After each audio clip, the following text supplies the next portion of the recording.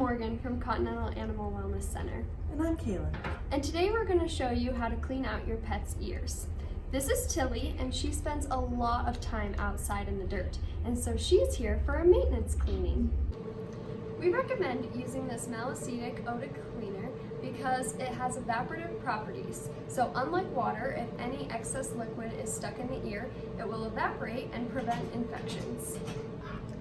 Okay, so now we're just gonna pour some liquid into her ear there.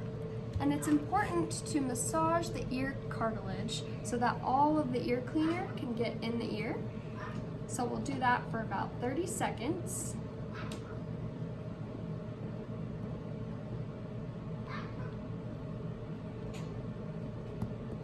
All right, good girl, Tilly.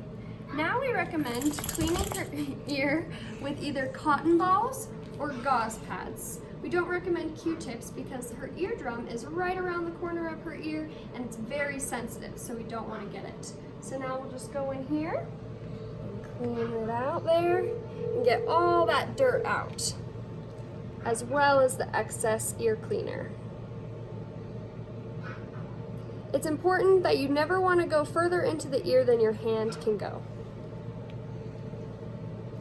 And we'll just wipe it out.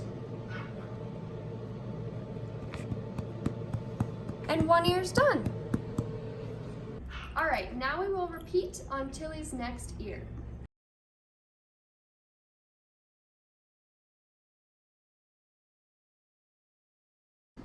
Now Tilly is feeling nice and refreshed.